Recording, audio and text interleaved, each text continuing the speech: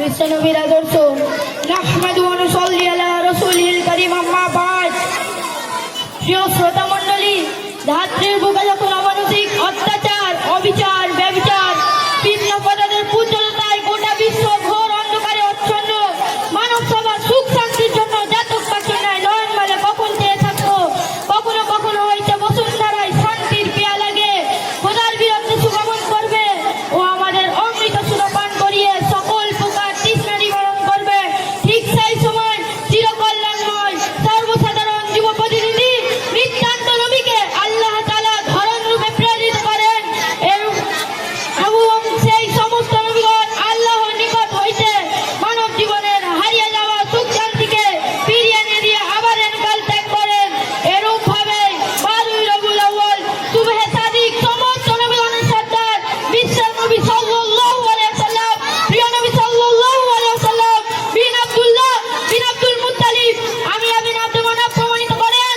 একজন অধিকার বললেন, সে যুগের মানুষ ছিল সিংহের চাইতে হিংস্র, অজগরের চাইতে বিষাক্ত, শিয়ালের চাইতে দুরন্ত, কুকুরের চাইতে লোভী, শুকরের চাইতে নিকৃষ্ট।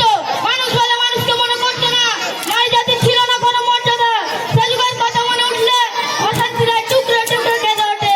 সে যুগের কথা মনে উঠলে অশান্তিরা টুকরে টুকরে কেঁদে ওঠে। যারা এই অশান্তির বাদ্যবিদ্যা হাহাকার শ্রাবণ বয়, এই অশান্তির বাদ্যা দূর করতে নির্যাতিত, লজ্জিত, অপমানিত, দুর্বল মানুষের ভাতৃত্ব সরিয়ে এই কুসংস্কারকে দূর করতে অভিভূত হন বিশ্ব নবী সাল্লাল্লাহু আলাইহি ওয়াসাল্লাম। আমাদেরকে যে 63 বছর জীবন বলে দিয়েছেন, আমাদেরকে যে আদর্শ দিয়ে গেছেন, তা হিন্দু, মুসলিম, শিখ, ইসাই, ইহুদি, মোট কথা সর্বকালে সর্বযুগে সর্বশ্রেণীর পর্য সেই আদর্শ থেকে আদর্শের কথা পাওয়া যায়নি। লেলিনার মধ্যকর্ষ থেকে আদর্শের কথা পাওয়া যায়নি। স্বামী বিবেকানন্দের আদর্শ থেকে আদর্শের কথা পাওয়া যায়নি। একমাত্র এই আদর্শের কথা পাওয়া গিয়েছে সেই রাজ সিংহাসনের মালিক, যিনি মানব সম্প্রদায়কে মুক্ত মুক্তির মালায় গেঁথে রেখেছে। আসুন সব সেই প্রিয় নবী সাল্লাল্লাহু আলাইহি ওয়াসাল্লামের অনুপম আদর্শের দিকে দৃষ্টি আকর্ষণ করি।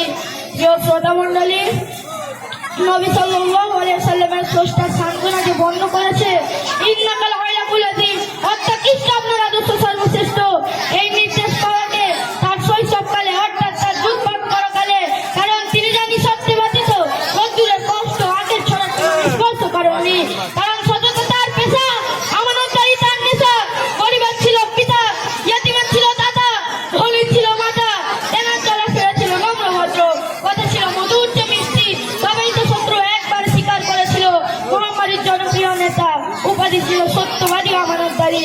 হযরত খাদিজা রাদিয়াল্লাহু আনহার উদ্দেশ্যকে বহন করে জন্মকা শরীফের উল্লেখিত লাকাদ খাসিতু আলাইনা সাল্লাল্লাহু আলাইহি ওয়াসাল্লামের অন্তরে ভয় অবৃত্তিকালে একটা আতর দিল। হযরত জিবরাইল আলাইহিস সালামের পুত্র হযরত কাল্লাবে ও ক্বাল আল খাদিজাতু হযরত খাদিজাতু আনহা কাল্লা ওয়াল্লাহি লা ইয়াজকাল্লু আবাদা, অর্থাৎ আল্লাহ তাআলা আপনাকে কখনো অপদস্থ লাঞ্ছিত করবেন না। কারণ ইন্নাকা লা তাসিলুল মিম্বা, আপনি আত্মীয়তা বিচ্ছিন্ন অক্ষুণ্ণ রাখেন। ও তাহমিলুল কাল্লা, এতিম অসহায় পোষণ করেন। ও তাকসিল মায়াতুমা, দুঃখে গরিবের পাশে দাঁড়ান। ও তাকরিব গায়বা, অতিথি আপ্যায়ন করেন। প্রিয় বন্ধুগণ, উক্ত হাদিস দ্বারা বলে গিয়েছে যে প্রিয় নবী সাল্লাল্লাহু আলাইহি ওয়াসাল্লাম একজন আদর্শনীয় দয়াবান মানুষ।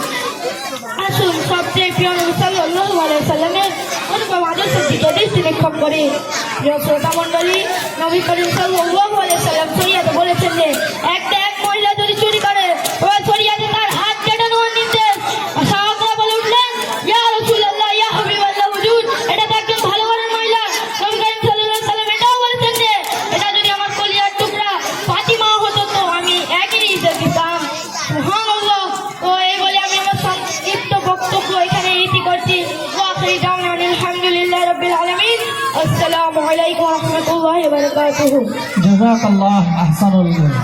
বাবু, তোমার আব্বা আছে এখানে? গার্জেন